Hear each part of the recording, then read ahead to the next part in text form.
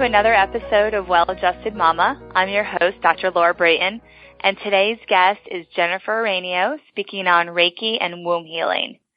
Jennifer Araneo is a graduate of Villanova with a Bachelor of Arts in History in 1999. She was part of the women's rowing team as coxswain. Through her journey as coxswain, her teammates responded very well to mental imagery and used the technique throughout her college career. This was the beginning of her journey into realizing that the body achieves what the mind believes. After college, Jennifer taught English as a second language in the south of Italy for a year and then returned home to pursue a career. Since college, Jennifer has always known that her calling was to help others find strength within themselves to overcome obstacles and gain confidence from within. The past 4 years have been a particularly deep learning process, and through the help of a mentor, Jennifer found her calling in Reiki. She studied Reiki at the New York Open Center and completed Reiki 3 training with Reiki Master Joanna Crespo. Jennifer serves the Hoboken and Montclair, New Jersey areas, providing Reiki to clients in need of healing and reclaiming their personal power. For more information, please visit her website at redlotusenergyhealing.com. Welcome, Jen, to the show. I'm so happy to have you on today. Thank you, Dr. Brayton. I am so happy to be here today and talk to you a little bit about Reiki. Yes. So, I'm just going to share with our audience that you and I have known each other for about 10 years now. We've had a long relationship, and just recently you've started to kind of delve more into learning Reiki and exploring this energetic side of healing. And so I'm really excited to see this evolution and for you to share with our audience today what Reiki means. Okay, so Reiki is a Japanese relaxation technique that stimulates self-healing of the mind, body, and spirit. I feel like we always hear about this whole mind-body connection, and Reiki is really, in my translation of it, is really what brings everything together. You can see a medical doctor to deal with your physical ailments. You can see a therapist to deal with what's going on emotionally and mentally. And then the Reiki practitioner kind of pulls it together to say, okay, you've got mind, body, and now you're working on your spirit here. And it kind of helps align the body to really, really continue the healing process. Yeah. Wow, that's powerful. So you mentioned that it was started in Japan. Is this like a long time ago? Well, it's about, it was in the beginning of the 1900s. Master Usui created this Japanese relaxation technique. You can call it energy healing as well. It was brought over in the 40s to America, as well as the rest of the world. It's kind of just been growing. But yes, its roots are from Japan. Mm-hmm. And it's about 100 years old. Yes, but this idea of, Reiki is a type of hands-on healing. So hands-on healing in general has been around for hundreds of years. This is just thousands, right, exactly, thousands of years. So it's probably, if you want to specify it, it's just a name of Reiki from Japan. It's just a different modality of hands-on healing, I guess is a better way to explain it. So what drew you to wanting to become a Reiki practitioner?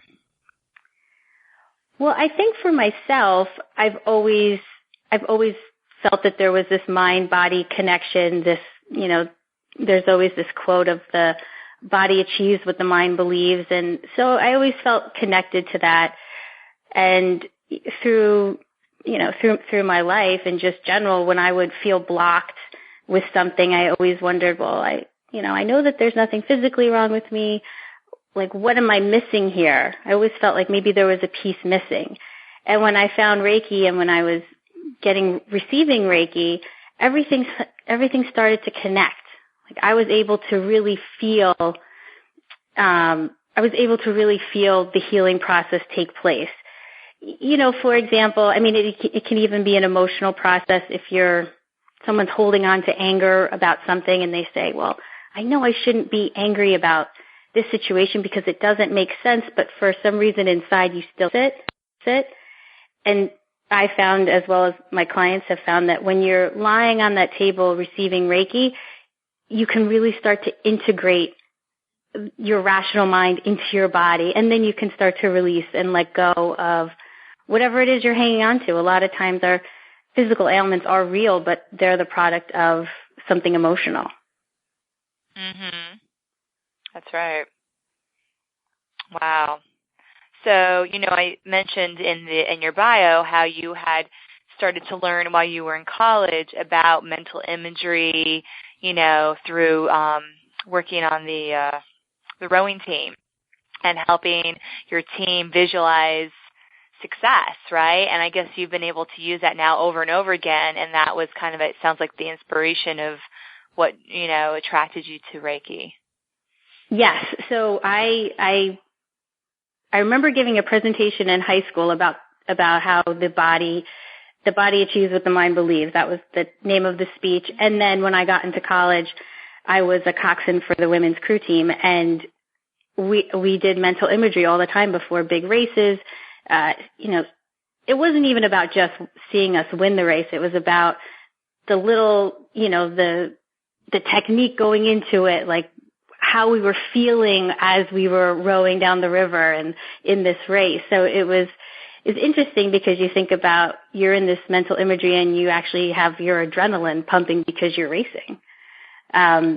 So I really feel that, that probably was a big spark in my life to think about how I can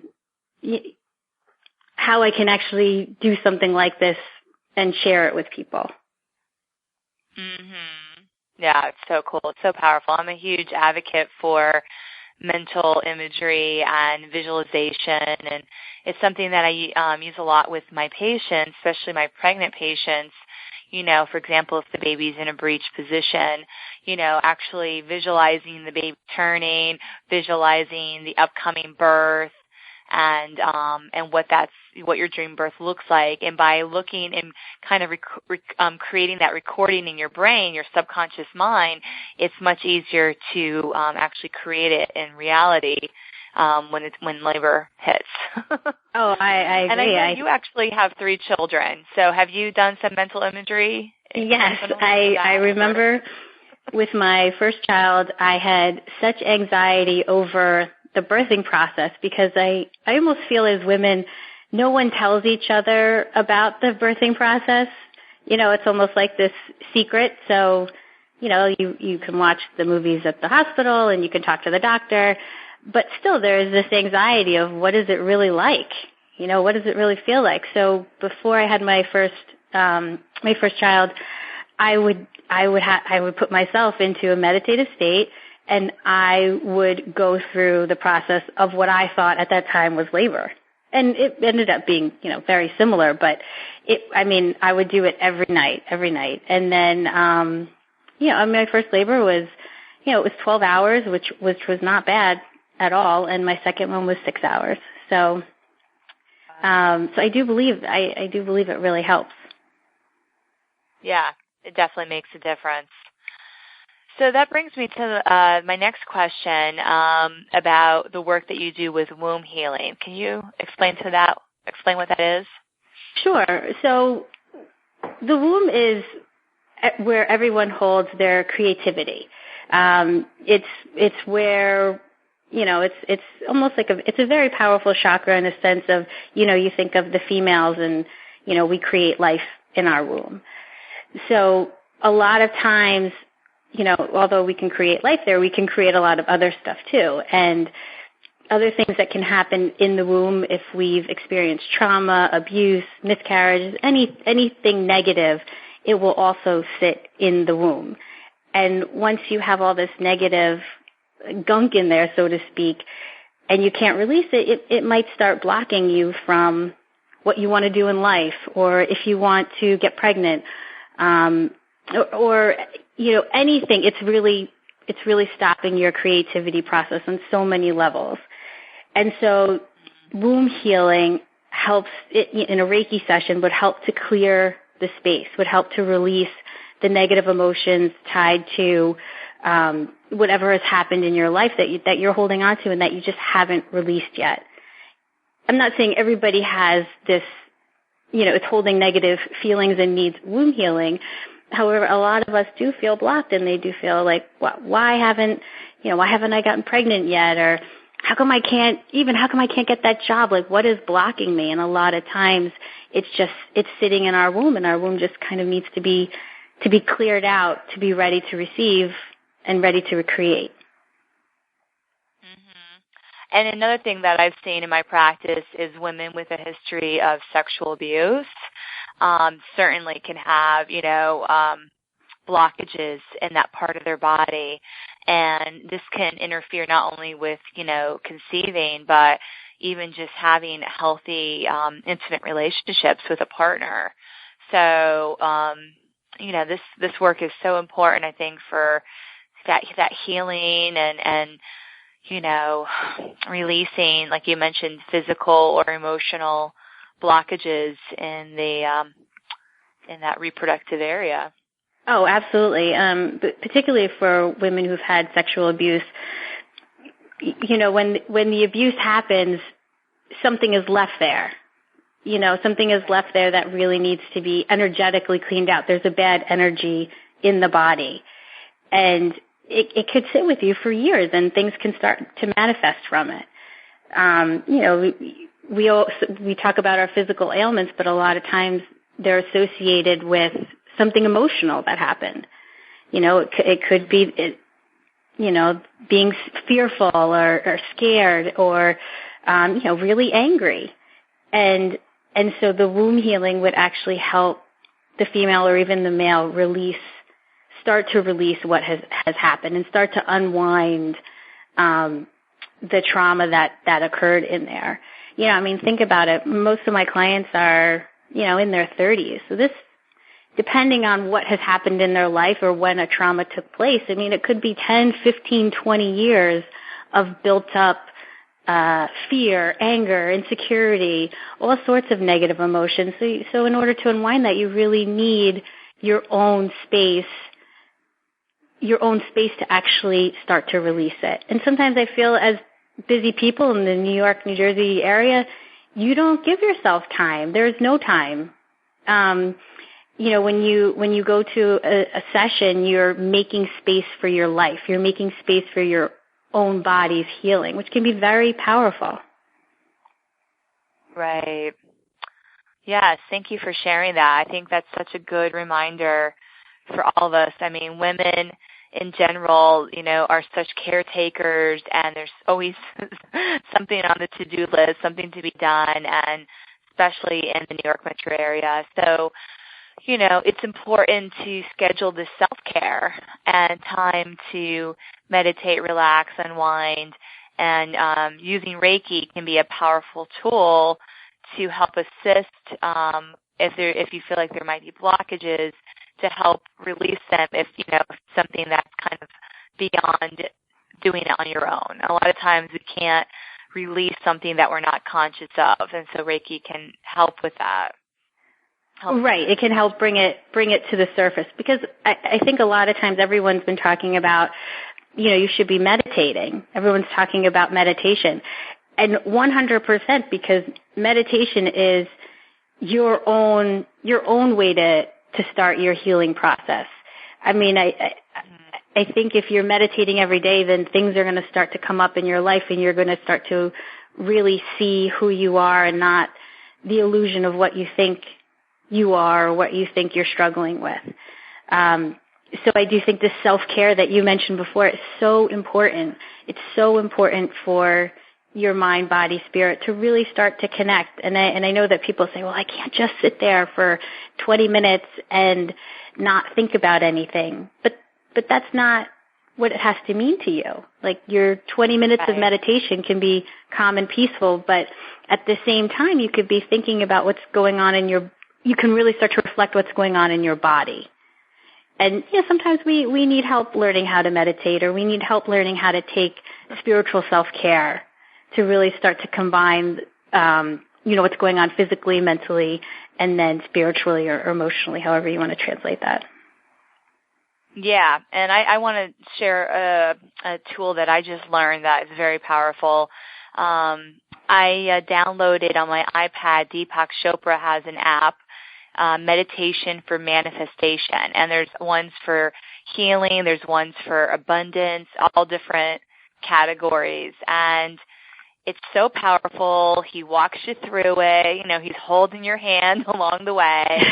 And so, it's really like meditation for beginners. Like if you've never done it, if meditation sounds scary or overwhelming, just get the app and plug in your headphones. And, honestly, you can even set it to like 10 minutes. Like if you only have 10 minutes, just do it for 10 minutes. If you have 20, great. You can adjust the timer.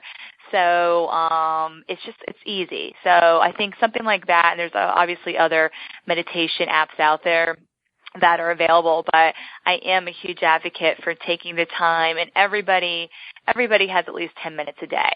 Everybody has at least. Yeah, I agree. Yep. And I think that's great that it's a guided meditation, because yes, people do go into meditation scared. Like, what am I supposed to do? Yeah. But you can really just start to do mental imagery, and that's seeing what you want, manifesting what you want in your life, in your body, in your personal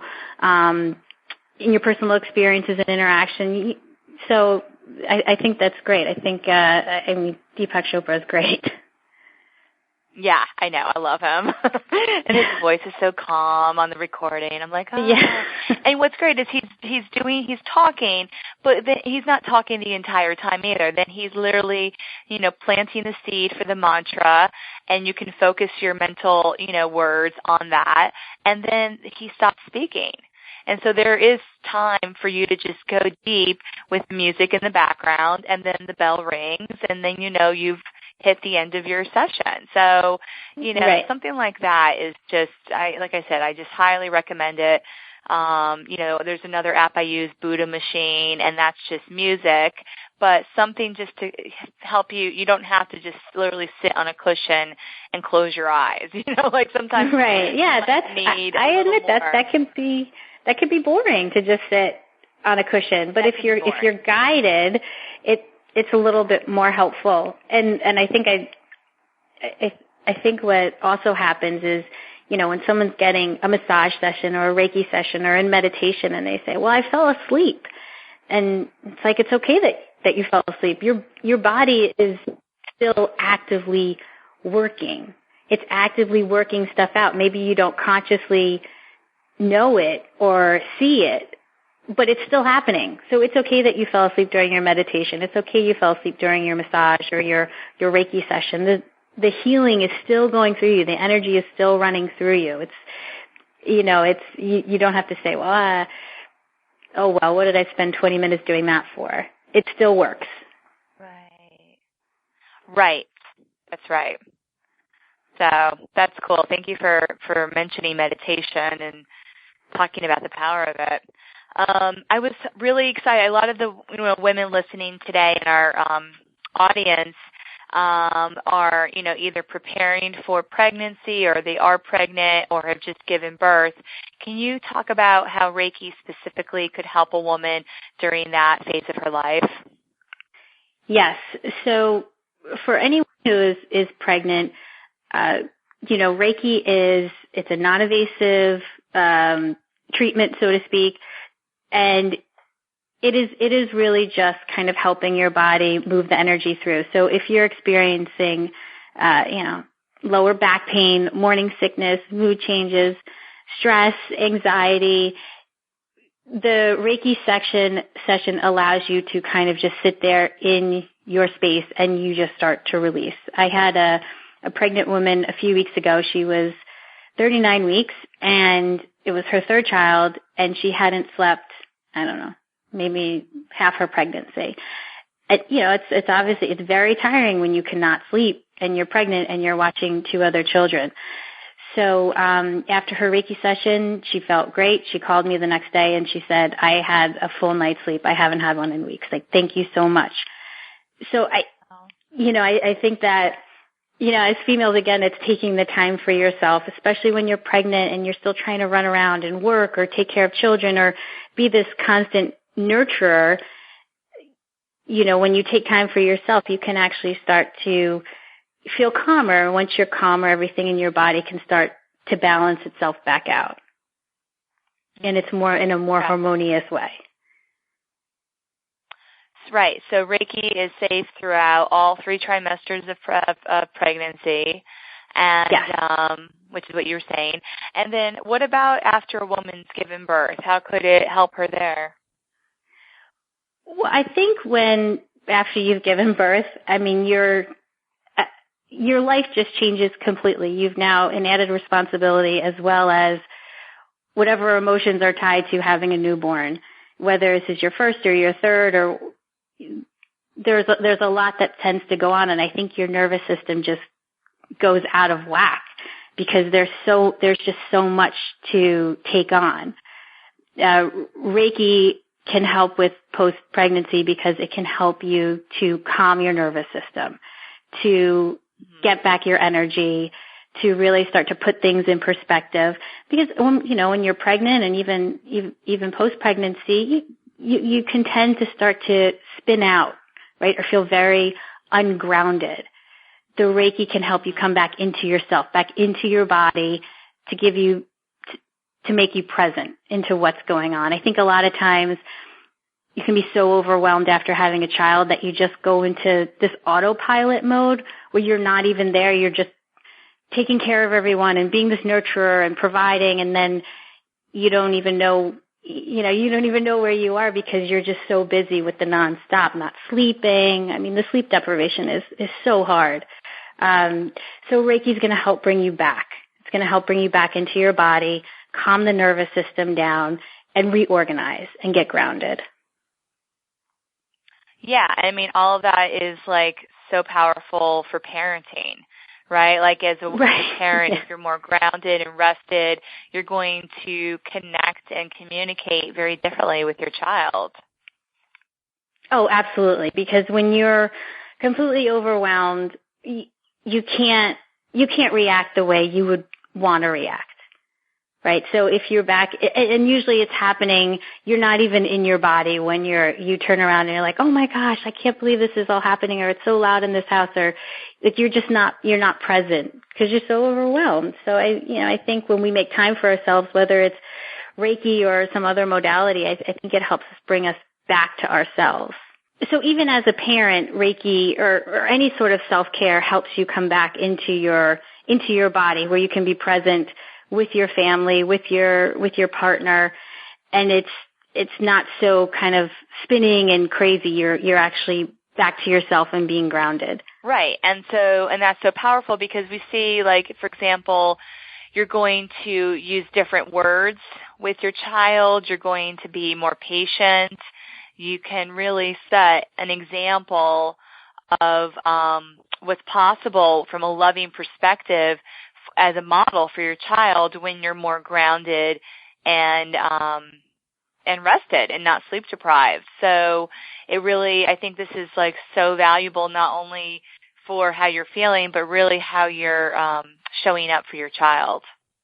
Oh, and that's such a great point. I feel like we always hear about the nervous system, how our children react to whatever's going on with us. And when we are all agitated and angry, the children feed off that. They can sense it. They can feel it. So when we've gotten ourselves to that level, and they can react to it too. Absolutely, and they can react to it in a very negative way. And now we've just created this kind of chaos that doesn't have to be if we start to do more self-care, and whatever that self-care is for you. Some of it, it's in Reiki, it's in meditation, it could be going to get a massage, anything, as long as you're taking care of yourself and coming back into your body and really, being present and showing up. Mhm. Yeah, I mean, I've even seen chiropractic, be really powerful for women after giving birth, just to kind of literally, remove the interference to the nervous system. So now the computer is functioning at a higher level, so to speak. Oh, sure. And chiropractic is physical. So sometimes when you're doing something physical, it helps you get back into your body. Right. That's a good point. Like exercise, too, would be a similar type of idea. Yeah. So again, we're trying to go for the mind, body, spirit part of it. So yes, the exercise, anything physical, and then you always need to deal with your emotions, whether it be through therapy or whatnot, and then your spiritual aspect, who you are, your soul. I think sometimes we don't care for who that is, and we kind of gets mixed in with everything else, and we don't honor it. Right, and that's so important. So, I would love for you had mentioned about the pregnant women that you worked with. Do you have any other stories from your practice of how Reiki has helped a woman, shift to the next level of healing? Yes. So I have a client who came to see me after she had been on her own journey after she had twins. She had a very traumatic birth. She started to work out, lose her pregnancy weight. She started to see a therapist to manage the stress. She was also a working mom. And she started to see that things were working, but that there was still a block, and she couldn't figure out where the block was. And then she started to see me, and then things started to shift in her life. When she was on the table, she started to physically feel releases. And that does not happen for everybody, but you can start to feel physical releases of whatever it is you're holding on to. And it's not necessarily a muscle release, but it could just, it could be an emotional release. And crying, for example. Yeah, people can start crying. Absolutely. I think sometimes stuff starts to come up. You are now allowing your body to really acknowledge whatever has happened in your life and to start dealing with it. And sometimes that's kind of scary. But with this particular client, it worked out, it was the final piece of the puzzle for her, where she had kind of gotten the body back, was seeing a therapist to deal with her emotions, and then she did the spiritual piece of it. And she's still on a path to healing, as we all are, but it really helped everything kind of align for her. And, thank you for bringing up, the fact that, she had a traumatic birth. Like, that's actually something that, unfortunately, I see, more often than I'd like to. And, traumatic birth really can create, post-traumatic stress disorder, as well as postpartum depression. And these are, real issues. And, for a woman who's gone through that, like you said, she might need to work with a psychotherapist and maybe even possibly a psychiatrist, but Reiki can complement that work at a different level. So it's not really one or the other. It's about possibly even incorporating them all in together, and that's in addition to nutrition and chiropractic and exercise and all these other modalities.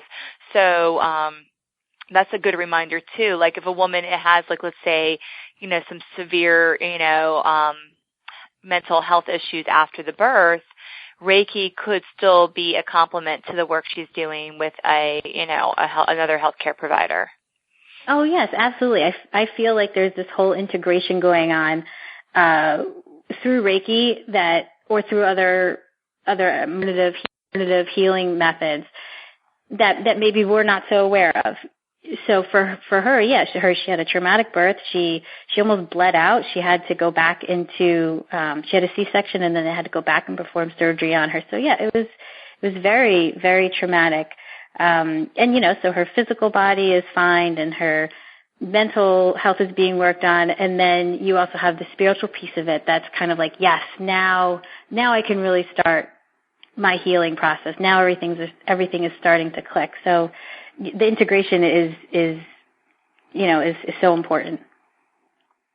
Right. And, to your point, like at this point she had physically healed from the birth and was doing the mental healing as well. But there's that energetic, emotional healing that was the locked, stuck part that the other modalities had not gotten to, had not addressed. And so that's where energy healing like Reiki can be so powerful to get. It's just like a different, deeper layer of the onion, really. It's just kind of going there. And sometimes even it's related to stuff from our early childhood that can get triggered. So maybe a new mom, is being triggered by her child, her colicky baby, for example, and this is, this is a lesson, this is an opportunity to release things from her childhood, but it can be really hard. So yeah, oh, absolutely. Like energy healing, it doesn't make it necessarily like easy, but it can just, you're feeling supported. I think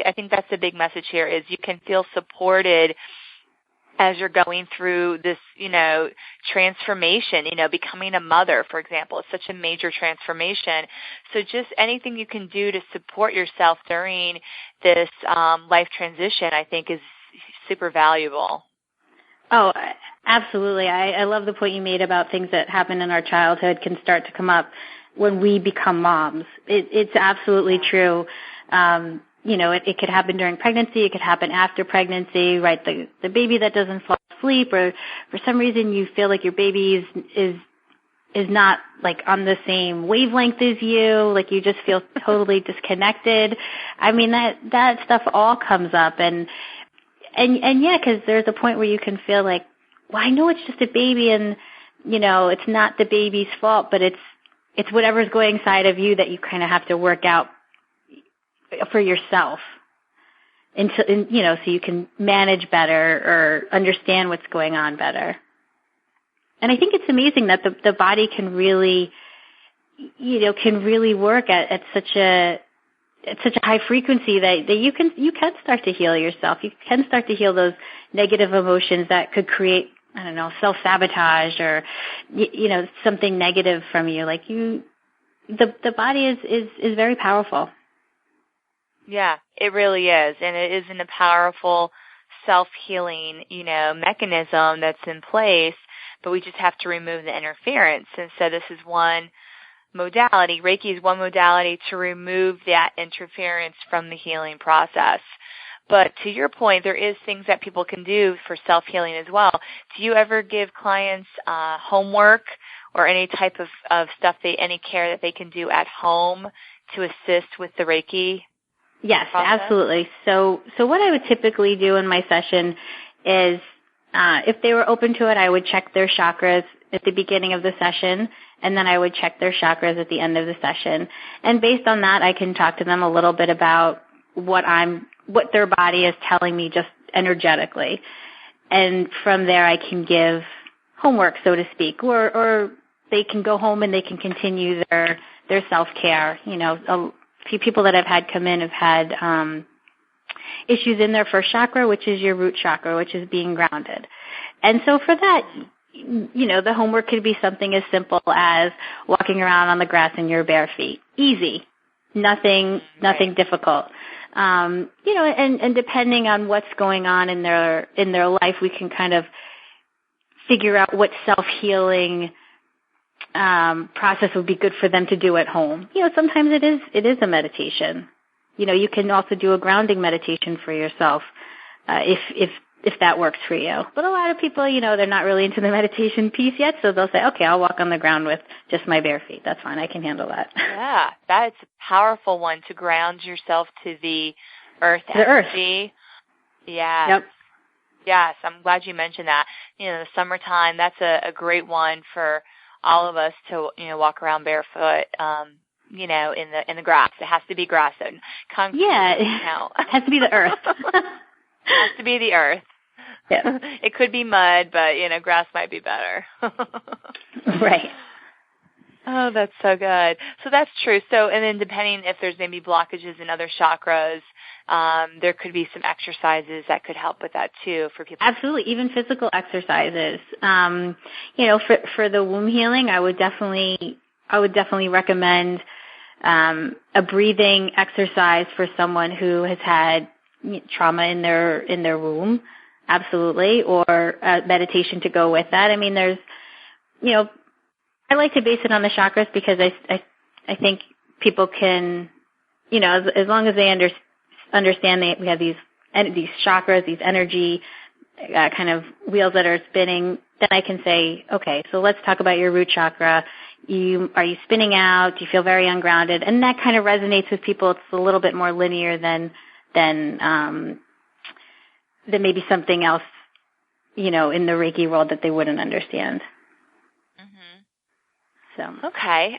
Is there any other things that you would like to share with the audience regarding Reiki? No, I think we covered a lot. Yeah. I mean, I think the bottom line is it's safe, it's non-invasive, it can be used during pregnancy or after pregnancy, or nothing's related to pregnancy. It can be used. You can use it with children. What about using it with children? You can definitely use it with children. Obviously, if it was a younger child who had some sort of illness, you can Reiki them based on how long they'll lay on the table for, and of course their parent would be present just to see that it's not nothing invasive or anything like that. But I typically work with adults. But yes, children can definitely have Reiki. I have these bracelets that these like Reiki energy healing bracelets that I'll give out, and obviously a child can wear them. I have an Instagram account, and one of my friend's children is wearing her Reiki bracelet. So technically she's being Reiki'd. Yeah. Yeah. Oh, that's so cool. Yeah, it's sweet.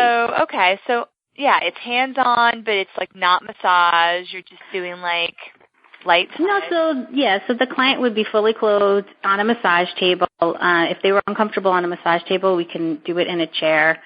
It's very light touch. Anytime I would go over a part of the body that you wouldn't touch, I would just go over. Nothing.